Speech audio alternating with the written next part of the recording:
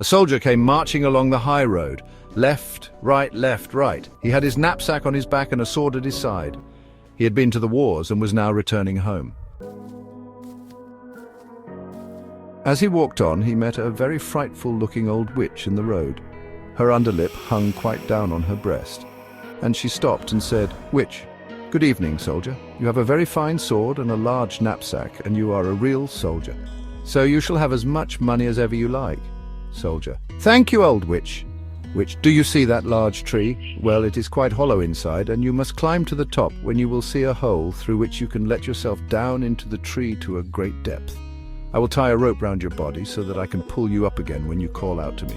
Soldier: "But what am I to do down there in the tree?" Witch: "Get money, for you must know that when you reach the ground under the tree, you will find yourself in a large hall, lighted up by 300 lamps. You will then see 3 doors which can be easily opened, for the keys are in all the locks. On entering the first of the chambers to which these doors lead, you will see a large chest standing in the middle of the floor, and upon it a dog seated with a pair of eyes as large as teacups. But you need not be at all afraid of him. I will give you my blue checked apron, which you must spread upon the floor, and then boldly seize hold of the dog and place him upon it. You can then open the chest and take from it as many pence as you please. They are only copper pence, but if you would rather have silver money, you must go into the second chamber. Here you will find another dog with eyes as big as mill wheels, but do not let that trouble you. Place him upon my apron, and then take what money you please. If, however, you like gold best, enter the third chamber, where there is another chest full of it. The dog who sits on this chest is very dreadful. His eyes are as big as a tower, but do not mind him. If he also is placed upon my apron, he cannot hurt you, and you may take from the chest what gold you will."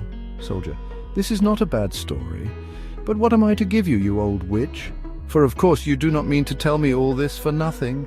Witch: "No, but I do not ask for a single penny. Only promise to bring me an old tinder box which my grandmother left behind the last time she went down there." Soldier: "Very well, I promise. Now tie the rope round my body." Witch: "Here it is, and here is my blue-checked apron."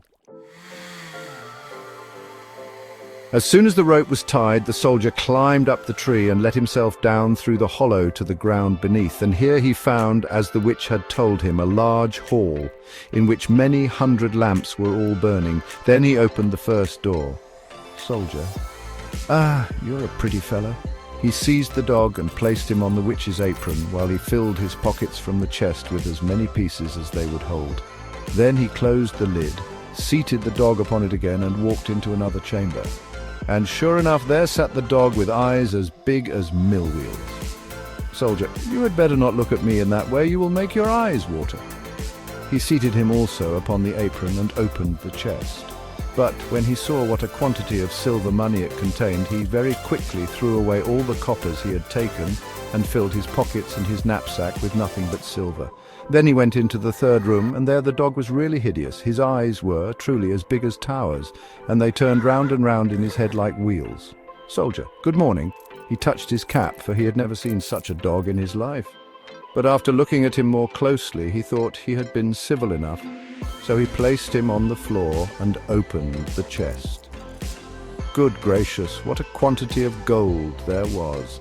Enough to buy all the sugar sticks of the sweet stuff women, all the tin soldiers, whips and rocking horses in the world, or even the whole town itself. There was, indeed, an immense quantity. So the soldier now threw away all the silver money he had taken and filled his pockets and his knapsack with gold instead. And not only his pockets and his knapsack, but even his cap and boots, so that he could scarcely walk. He was really rich now, so he replaced the dog on the chest, closed the door, and called up through the tree, "Soldier, now pull me out, you old witch." Witch: "Have you got the tinder box?" Soldier: "No, I declare I quite forgot it." So he went back and fetched the tinder box, and then the witch drew him up out of the tree, and he stood again in the high road, with his pockets, his knapsack, his cap, and his boots full of gold. Soldier: "What are you going to do with the tinder box?" Witch: "That is nothing to you. You have the money. Now give me the tinder box." Soldier: "I tell you what, if you don't tell me what you are going to do with it, I will draw my sword and cut off your head." Witch: "No." The soldier immediately cut off her head, and there she lay on the ground. Then he tied up all his money in her apron and slung it on his back like a bundle, put the tinder box in his pocket and walked off to the nearest town. It was a very nice town, and he put up at the best inn and ordered a dinner of all his favorite dishes, for now he was rich and had plenty of money. The servant who cleaned his boots thought they certainly were a shabby pair to be worn by such a rich gentleman, for he had not yet bought any new ones. The next day, however, he procured some good clothes and proper boots, so that our soldier soon became known as a fine gentleman, and the people visited him and told him all the wonders that were to be seen in the town, and of the king's beautiful daughter, the princess. Soldier: "Where can I see her?" They said, "Townspeople, she is not to be seen at all. She lives in a large copper castle surrounded by walls and towers. No one but the king himself can pass in or out, for there has been a prophecy that she will marry a common soldier, and the king cannot bear to think of such a marriage." The soldier thought, "Soldier, I should like very much to see her," but he could not obtain permission to do so. However, he passed a very pleasant time, went to the theatre, drove in the king's garden, and gave a great deal of money to the poor, which was very good of him. He remembered what it had been in olden times to be without a shilling. Now he was rich, had fine clothes and many friends, who all declared he was a fine fellow and a real gentleman, and all this gratified him exceedingly. But his money would not last forever, and as he spent and gave away a great deal daily and received none, he found himself at last with only 2 shillings left. So he was obliged to leave his elegant rooms and live in a little garret under the roof, where he had to clean his own boots and even mend them with a large needle. None of his friends came to see him. There were too many stairs to mount up. One dark evening he had not even a penny to buy a candle. Then all at once he remembered that there was a piece of candle stuck in the tinder box, which he had brought from the old tree into which the witch had helped him.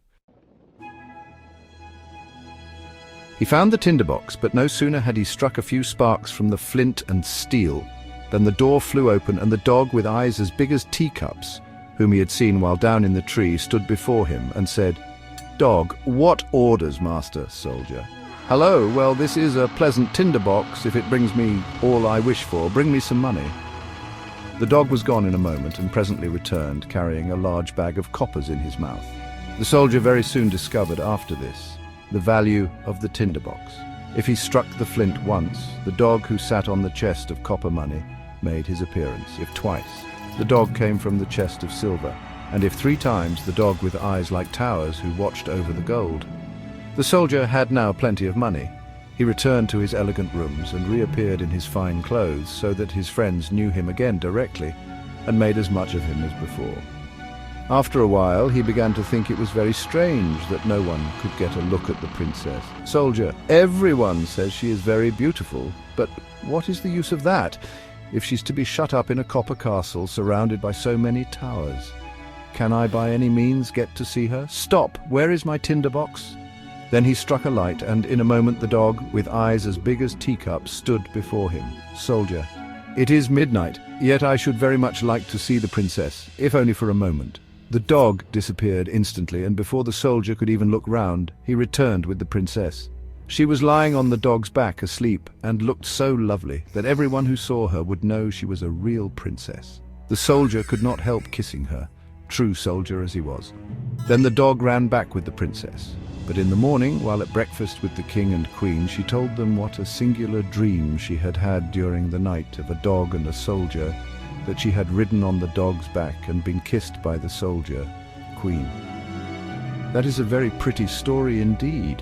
So the next night one of the old ladies of the court was set to watch by the princess's bed, to discover whether it really was a dream or what else it might be. The soldier longed very much to see the princess once more, so he sent for the dog again in the night to fetch her and to run with her as fast as ever he could. But the old lady put on water boots and ran after him as quickly as he did, and found that he carried the princess into a large house. She thought it would help her to remember the place if she made a large cross on the door with a piece of chalk. Then she went home to bed, and the dog presently returned with the princess.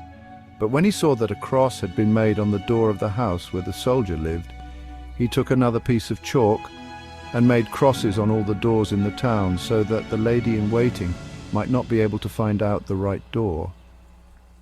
Early the next morning, the king and queen accompanied the lady and all the officers of the household to see where the princess had been. "Aye, king, here it is," said the king when they came to the first door with a cross on it. Queen, "No, my dear husband, it must be that one," said the queen, pointing to a second door having a cross also. Officers, "And here is one, and there is another," they all exclaimed, for there were crosses on all the doors in every direction, so they felt it would be useless to search any farther. But the queen was a very clever woman. She could do a great deal more than merely ride in a carriage. She took her large gold scissors, cut a piece of silk into squares, and made a neat little bag. This bag she filled with buckwheat flour and tied it round the princess's neck. And then she cut a small hole in the bag, so that the flour might be scattered on the ground as the princess went along. During the night the dog came again and carried the princess on his back and ran with her to the soldier, who loved her very much and wished that he had been a prince so that he might have her for a wife. The dog did not observe how the flour ran out of the bag all the way from the castle wall to the soldier's house, and even up to the window where he had climbed with the princess. Therefore, in the morning, the king and queen found out where their daughter had been, and the soldier was taken up and put in prison. Oh, how dark and disagreeable it was as he sat there. And the people said to him, "People, tomorrow you will be hanged." It was not very pleasant news, and besides, he had left the tinder box at the inn. In the morning he could see through the iron grating of the little window how the people were hastening out of the town to see him hanged. He heard the drums beating and saw the soldiers marching. Everyone ran out to look at them, and a shoemaker's boy with a leather apron and slippers on galloped by so fast that one of his slippers flew off and struck against the wall where the soldier sat looking through the iron grating.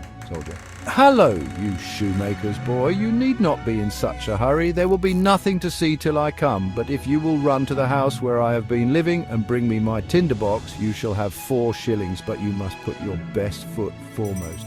The shoemaker's boy liked the idea of getting the 4 shillings, so he ran very fast and fetched the tinder box and gave it to the soldier. And now we shall see what happened. Outside the town, a large gibbet had been erected, round which stood the soldiers and several thousands of people. The king and the queen sat on splendid thrones opposite to the judges and the whole council. The soldier already stood on the ladder, but as they were about to place the rope around his neck, he said that an innocent request was often granted to a poor criminal before he suffered death. He wished very much to smoke a pipe, as it would be the last pipe he should ever smoke in the world. The king could not refuse this request, so the soldier took his tinderbox and struck fire once, twice, thrice, and there in a moment stood all the dogs, the one with eyes as big as teacups, the one with eyes as large as mill wheels, and the third whose eyes were like towers. Soldier, "Help me now that I may not be hanged." And the dogs fell upon the judges and all the councillors, seized one by the legs and another by the nose, and tossed them many feet high in the air, so that they fell down and were dashed to pieces. Thy king, I will not be touched. But the largest dog seized him as well as the queen, and threw them after the others. Then the soldiers and all the people were afraid and cried, "People, good soldier, you shall be our king, and you shall marry the beautiful princess." So they placed the soldier in the king's carriage, and the 3 dogs ran on in front and cried, "Hurrah!" And the little boys whistled through their fingers, and the soldiers presented arms. The princess came out of the copper castle and became queen, which was very pleasing to her. The wedding festivities lasted a whole week, and the dogs sat at the table and stared with all their eyes.